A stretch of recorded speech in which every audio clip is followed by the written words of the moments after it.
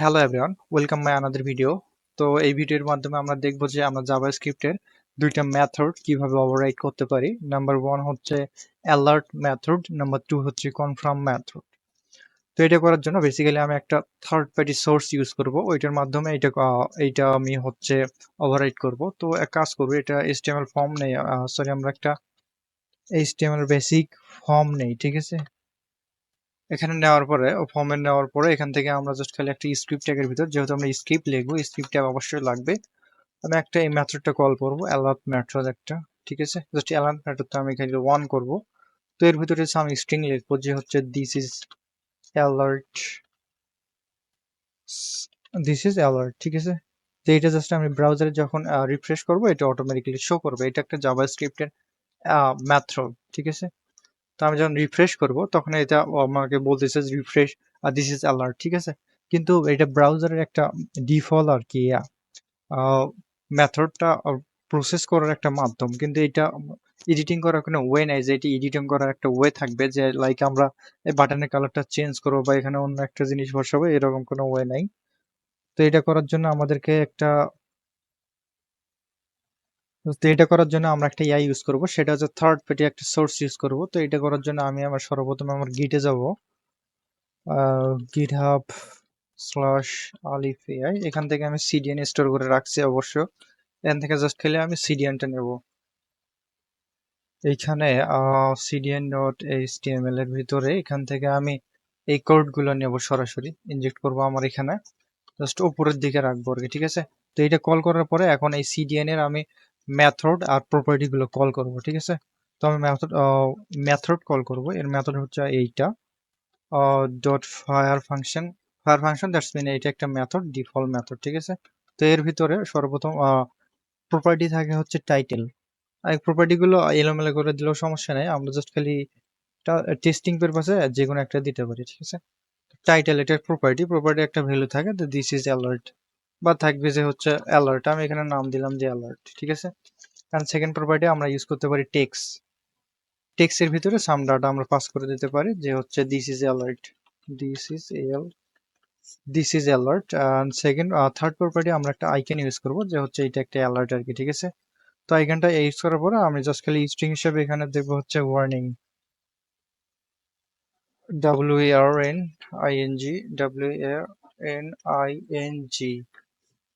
Warning.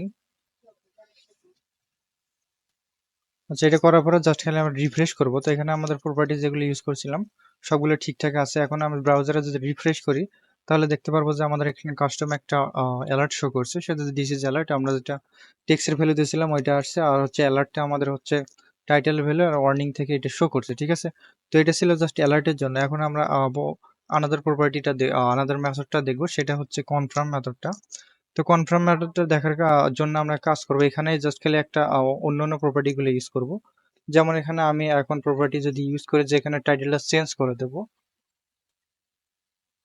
Confirm লিখে this is confirm message, send message, confirm message, ঠিক আছে।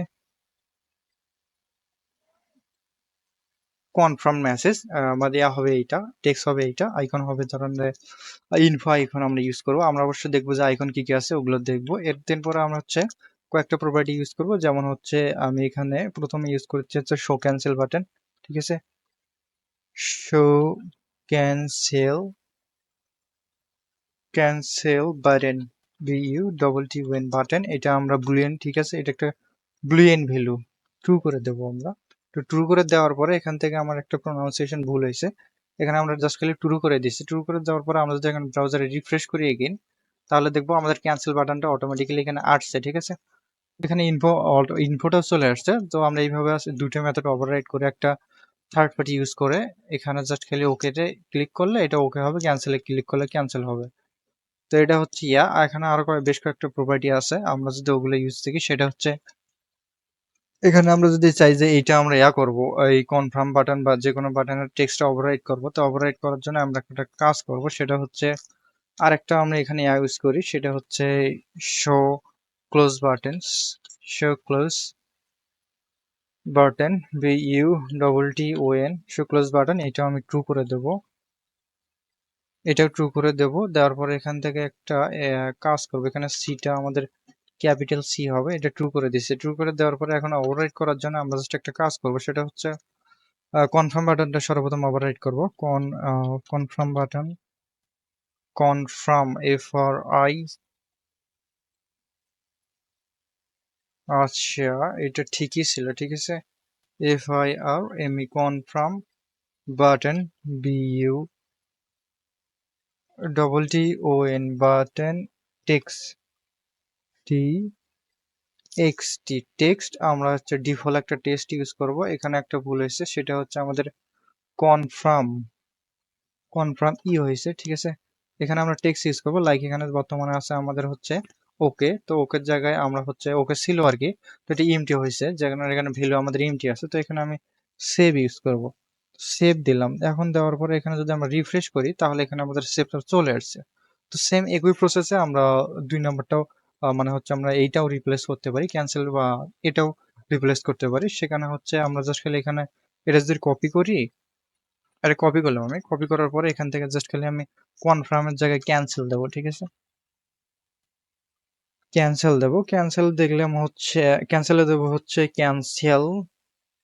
Cancel me, ঠিক আছে। সেম প্রপার্টি আমরা এখানে ইউজ করবো, জাস্ট খালি অল্প একটু ডিফারেন্ট আর কি। তো এখন যদি রিফ্রেশ করি, সামহাও এটা আমরা ওভাররাইট করতে পারিনি, সেটা হচ্ছে এখানে ক্যান্সেল এম আসছে, ঠিক আছে। এমটা আমরা ক্লোজ করে দিই। এখন যদি আমরা এখানে রিফ্রেশ করি তাহলে আসবে, ঠিক আছে, ক্যান্সেল মি। তো এইভাবে আমরা জাভাস্ক্রিপ্টের 2টা মেথড করতে পারি। যেমন আমি যদি এটা ডিফল্ট ভাবে ইউজ করতাম, এই কনফার্মটা যদি আমি এখানে ডিফল্ট ভাবে ইউজ করতাম, লাইক আমি একটা কাজ করি, এখান থেকে কনফার্ম মেথডটা নেই, ঠিক আছে। কনফার্ম মেথডটা নিলাম, মেথডের ভিতরে যাম, স্ট্রিং দিলাম, ঠিক আছে। স্ট্রিং দিলাম, স্ট্রিংটা দেওয়ার পরে এখন যদি রিফ্রেশ করি তাহলে আমাদের কিন্তু কনফার্মটা এইভাবে শো করে, ঠিক আছে। তো এই কনফার্মটা আমরা ওভাররাইট করলাম এইভাবে। আমি ব্যাগে যাই, আমি জাস্ট খালি এইভাবে ওভাররাইট করলাম আমরা একটা সিডিএন এর মাধ্যমে, ঠিক আছে। তো আমার সিডিএনটা গিটহাবে আছে, তো আপনারা চাইলে এখান থেকে যে গিটহাবে যা সিডিএনটা কপি করে আমার যে কোডগুলো আছে এগুলো ইউজ করলেই আপনার ডিফল্ট ভাবে এই 2টা মেথড ওভাররাইট করতে পারবেন। তো that's it, sign out for today.